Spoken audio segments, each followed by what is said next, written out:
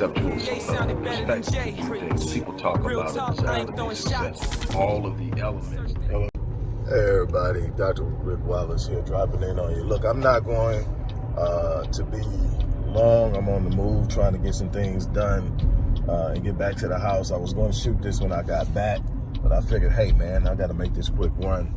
I can address it now, and if it needs more attention than I think it does, I'll come back and I'll follow up on it a little bit later.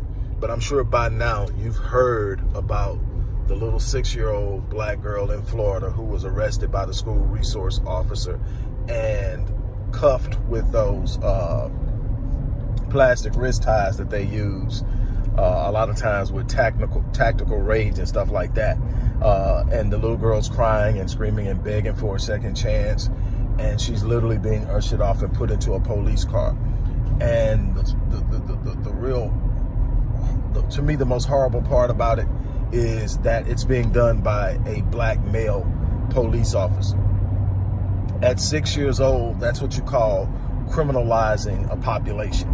That's making them familiar with the criminal process, giving them an idea of them being criminals, or having them identify with being criminals, but also having the world identify with them being criminals as early as, and in this case, as early as 6 years old.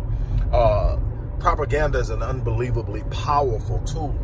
And when we underestimate it, we make ourselves vulnerable to it.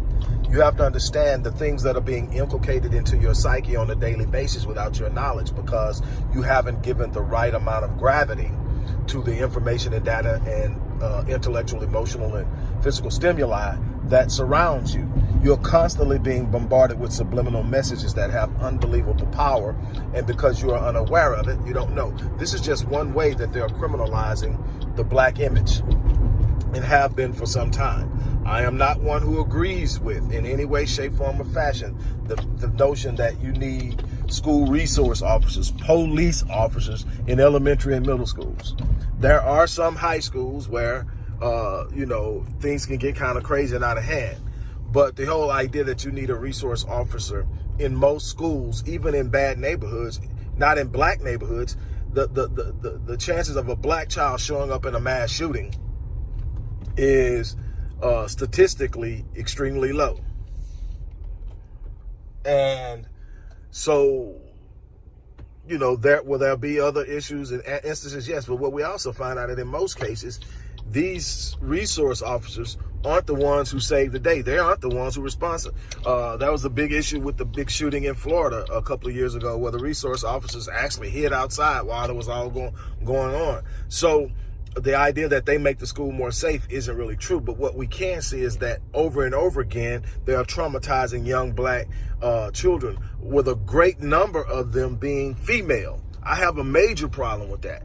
I have a major problem with anybody mishandling black females, no matter what the age. I have a major problem with the fact that they choose to do this in predominantly black schools. I have a problem that nobody in this entire situation thought to sit up and say, this is not what we should be doing to our students. This is not the message that we want to send to our students. And I'm not sitting up defending any type of wrong behavior, but at 6 years old, there are a lot of things we expect from 6-year-olds that aren't natural for 6 years old, because we've been told what the system demands and what the system expects, and we become naturally compliant to what the systems demand without ever asking, is what the system demands best for us. In most instances, when it comes to how children behave in school, we're finding they learn a lot differently and a lot better, moving against the grain of what has normally been said to be exceptional and expected behavior from our kids. So with that being said, there's a lot to be left to talk about our need to create our own. But what we cannot do now, from what I understand, the officer has actually been fired. And again, that goes to something else to show what happens when one of us who thinks blue before we think black, how we actually get handled differently when the shoe is on the other foot. We don't get handled the way the white officer gets handled. And I have no sympathy whatsoever for him, because he should have never put that baby in those handcuffs. Something in him should have been his first notion should have been to protect her. And at his size, he could have restrained her and held her if she was a threat to anybody, and sit up and calm that situation down. There's no way that a black man can't calm that situation down if he's truly thinking as a black man and not as a police officer.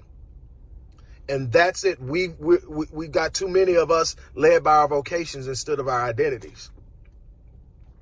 That cannot happen. And what I want to do is I want to rain fire down on not just the police department, but the school district for even putting a baby 6 years old in that type of environment, in that type of situation. Because see, not only is that baby traumatized, all the little kids that saw it traumatized too. We've got to sit up and take on the challenge of protecting our babies. They're our future. We can't keep talking about the children of the future and then leaving the children exposed. It's time for us to stand up. It's time for us to go to battle for our babies. It's time to send a message to the world. Our women and our children are off limits, and that we're coming with full force. It's time to sit up and stand up and fight for our babies. It's time to come up with alternatives on how we're going to service the need of holistically educating our kids. I've talked about this until I've blue in the face, but it's going to have to happen. We're losing our babies. And it's happening systematically, and far too many of us are okay with it. It's time to stop. It's absolutely time to stop. So I'm calling it to the table. We need to get together. We need to connect.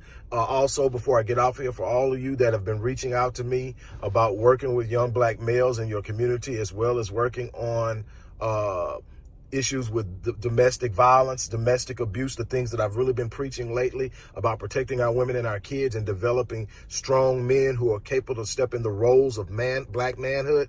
For all of you who have been reaching out, I am so excited that you are lending your expertise. Some of you guys have established some pretty powerful movements and organizations on your own, and to have you reach out to me and say, let's connect, and I'm all for it. It means the world to me. We need way more. We need more mental health professionals. We need more people who want to set up rite of passage programs for young black males in their community. We need more people who are willing to stand up and say, I'll be a mentor. We need all of that. We need to put great minds together on ways to increase and expand our impact and our reach in the black community. And I'm excited about the people who are actually reaching out and saying, hey, Doc, this is what I do in my community. Let's connect. Hey, this is what I do. Chicago, Atlanta, Cleveland, all of you who have been reaching out, man, I am excited about it. We're going to do this thing. I mean, like I said, as long as I'm breathing, I'm still in the fight and I'm going for it. So I'm excited about that. Thank you a million times over. I'm about to get off of here and go do what I need to be doing so I can get back to my desk. Don't forget to support the work we're doing in the community. That's the last thing I'm going to say, and I'm out of here. Here I come, ready or not. Frank Ocean made this record hot. From a conceptual perspective, people talk Real about talk, it as I ain't throwing shots. Careful who you